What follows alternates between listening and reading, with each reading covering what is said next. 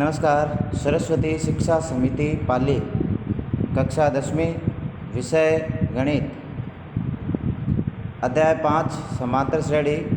आज हम पढ़ने जा रहे हैं प्रश्नावली 5.2। इससे पिछले भाग तक हमने प्रश्नावली 5.1 की जानकारी प्राप्त की थी, जिसमें समांतर श्रेणी के प्रथम पद और सार्वअंतर से संबंधित गणनाओं को करना सीखा था। किस प्रकार सार्वअंतर ज्ञात कर सकते हैं और किस प्रकार प्रथम पद और सार्वअंतर दिया गया हो तो समांतर श्रेणी का निर्माण हम कर सकते हैं। आज उससे आगे बढ़ेंगे और जैसा कि मैंने इस चैप्टर के शुरुआत में कहा था, दो अलग फॉर्मूले हैं, उनकी विवेचना हम इस प्रश्नावली में करने वाले हैं और वह बात हम प्रश्नावली के साथ ही करेंगे। तो आज उनमें से एक फॉर्मूले को इस अध्याय में हम प्रयुक्त करेंगे, जिसमें पद ज्ञात करना है। जैसे 4 पद दिए हुए हैं, 16वां पद ज्ञात करना है। आगे के पद दिए हुए हैं, प्रथम पद दिया हुआ है, सार्वअंतर दिया हुआ है, हमें अंतिम पद ज्ञात करना है। तो उसके लिए जो एक फॉर्मूला काम करता है वो आता है an बराबर a plus n minus 1d। ये एक फार्मूला है। इस फार्मूले के द्वारा हम अंतिम पद जो प्रश्न में दिया गया है वो पद हम ज्ञात कर सकते हैं।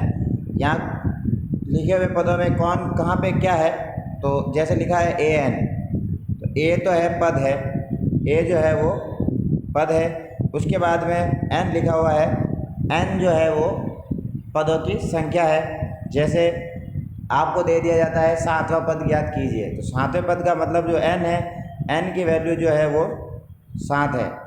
ऐसे ही आगे दिया हुआ है d जो है वो पहले बता चुके हम, d सार्वअंतर है। an अगर आता है तो an का मतलब होता है जो पद हमें ज्ञात करना है। जैसे an तो a7, तो 7वें नंबर पे जो पद है वो पद हमें ज्ञात करना है।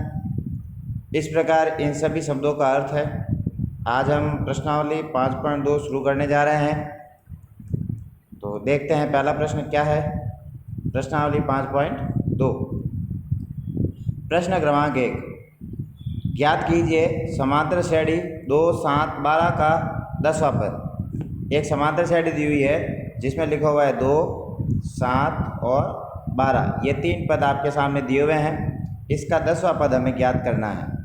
तो 10वां पद हमें ज्ञात करना है, तो जो n है, n की वैल्यू हमारे पास 10 है। a है, a की वैल्यू हमारे पास पहला पद a होता है, वो हमारे पास 2 है। फिर d की अगर बात करें तो d होता है सार्वअंतर दूसरे पद में से पहले पद को घटाया जाता है। तो 7 में से 2 को घटाएंगे तो d की वैल्यू हमें 5 प्राप्त होगी। इस प्रकार फॉर्मूले में अब ये सारी वैल्यू हम यहाँ रखेंगे। तो इधर देखते हैं, प्रथम पद a बराबर 2, सार्वअंतर d बराबर 5, nवां पद यानी an निकालना है। फॉर्मूला होता है a plus n minus 1d। तो n की वैल्यू प्रश्न में दी हुई है, n की वैल्यू 10 है, तो an की जगह हो गया a10, a की वैल्यू 2, n की वैल्यू 10 और d की वैल्यू 5। सबसे पहले ये यहाँ 2 से 2 नीचे आ गया वापस, 10 में से 1 गया 9 और गुणा हो जाएगा। कोष्टक के बाहर 5 है तो 5 से गुणा करेंगे। 5 से गुणा करते ही संख्या हो जाएगी 9 पंजे 45। 45 में जब 2 जोड़ेंगे तो उत्तर जो प्राप्त होगा वो हमें 47 आंसर प्राप्त हो जाएगा। यानी जब इस समांतर श्रेणी को 10 पदों तक निरंतर आगे बढ़ाएंगे तो आगे बढ़ाने पे जो 10वां पद प्राप्त होगा वो 47 होगा। यह है 10वां पद ज्ञात करने के लिए किया गया प्रश्न। दूसरा प्रश्न देखते हैं, समांतर श्रेणी √2, 3√2, 5√2 का 18वां पद ज्ञात करना है। ये एक समांतर श्रेणी दी हुई है आगे, √2, 3√2, 5√2। इसका 18वां पद निकालना है। 18वें पद का मतलब हमें a18 निकालना है। a की वैल्यू √2 दी हुई है, d की वैल्यू हमें निकालनी है। तो d की वैल्यू निकालने के लिए दूसरे पद में से पहला पद घटाएंगे। तो दूसरा पद है 3√2 और पहला पद है √2। 3 बार √2 में से 1 बार √2 घटा देंगे तो पीछे बचेगा 2√2। तो d की वैल्यू जो प्राप्त होगी वो हो जाएगी 2√2।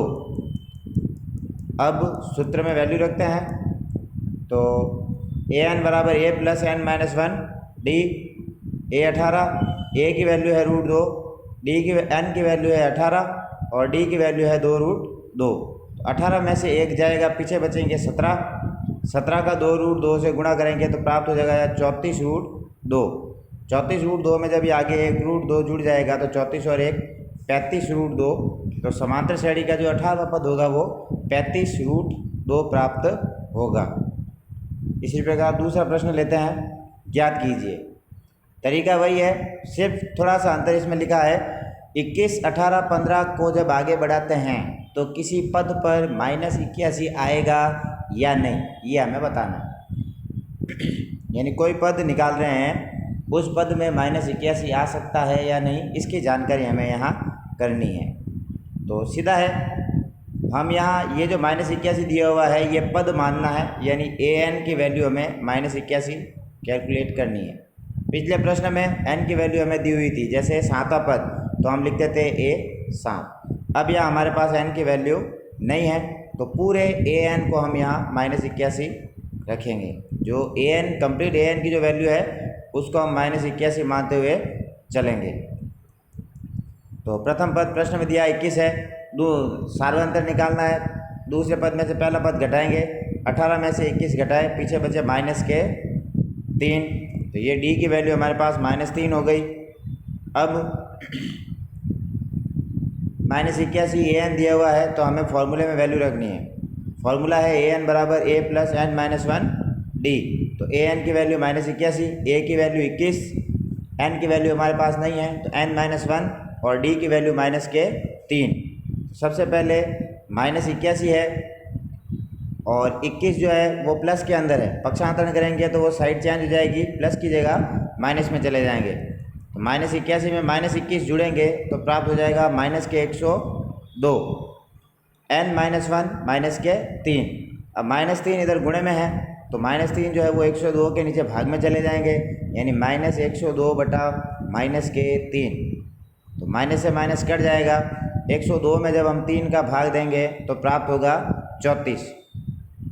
ये 34 यहाँ प्राप्त हुआ। तो अब हमारे पास कंडीशन बन गई n-1 बराबर 34। अब ये जो माइनस का 1 है इसका पक्षांतरण करेंगे तो ये प्लस में चला जाएगा, 34 + 1 तो प्राप्त हो गया 35। तो अब ये जो यहाँ हमारे पास n की वैल्यू आई है वो आई है 35, एक पूर्णांक संख्या हमें यहाँ प्राप्त हुई है। अगर n की वैल्यू हमें पूर्णांक संख्या प्राप्त होती है तो दिया गया पद समांतर श्रेणी का पद होगा, क्योंकि पद जैसे कहते हैं ना, चौथे नंबर पे कौन है, 10वें नंबर पे कौन है। तो पूर्णांक पद जो अगर प्राप्त हो जाता है तो वो दी गई समांतर श्रेणी का पद होगा। अगर n की वैल्यू हमें पूर्णांक में प्राप्त नहीं होती है, जैसे दशमलव में प्राप्त हो जाती है या भिन्न के रूप में प्राप्त होती है, तो वो दिया गया पद समांतर श्रेणी का पद नहीं होगा। क्योंकि हम सभी जानते हैं, अगर आपको कहा जाता है 3.5वें नंबर पे कौन है, यानी आधे जो भी पद होते हैं उनकी वैल्यू कभी प्राप्त नहीं हो सकती। या तो 3 पे प्राप्त होगी या 4 पे प्राप्त होगी, 3.5, 4.25, 3.25 पे कोई भी वैल्यू हमें प्राप्त नहीं होगी। इस प्रकार पद की वैल्यू निकालनी है, कौन सा पद है या नहीं है, तो उसके लिए इस प्रकार से प्रश्नों को सॉल्व करेंगे। एक प्रश्न और दिया हुआ है, 84, 80, 76 का कौन सा पद शून्य होगा। कौन सा पद शून्य होगा, यानी an की वैल्यू अब इसमें शून्य दी गई है, a की वैल्यू 84 दी गई है, d की वैल्यू हम 80 में से 84 को घटाएंगे -4 प्राप्त हो जाएगा। तो फॉर्मूले में वैल्यू रखनी है, n वा पद निकालना है। जैसे an बराबर a + n-1 d। तो a की वैल्यू 84 दी गई है, d की वैल्यू -4 है, n की वैल्यू प्रश्न में दी हुई नहीं है और an की वैल्यू हम 0 कैलकुलेट करते हुए चलेंगे। वैल्यू रखने के बाद 84 प्लस क्या है, पक्षांतरण करेंगे तो 0 में से 84 माइनस हो जाएगा। उसके बाद -4 गुणे में है तो वो भाग में चला जाएगा, यानी 84 में 4 का भाग लगेगा। 84 में 4 का भाग लगते ही जो आंसर प्राप्त होगा वो हमें 21 प्राप्त होगा। अब -1 जो है n-1 बराबर 21 प्राप्त हुआ है।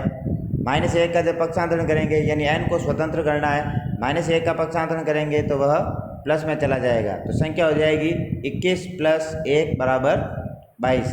तो n की वैल्यू जो है वो हमें 22 प्राप्त हो जाएगी। इस प्रकार हम कह सकते हैं कि कौन सा पद शून्य होगा, तो इस समांतर श्रेणी का जो 22वां पद है वो हमें शून्य प्राप्त होगा। आज मैंने प्रश्नावली 5.2 के 4 प्रश्नों को आपके समक्ष सरल किया है। आपको भी इनको समझने का प्रयास और करने का अभ्यास करना चाहिए। शेष जो प्रश्न है वो आगे वाले भाग में पढ़ेंगे। धन्यवाद।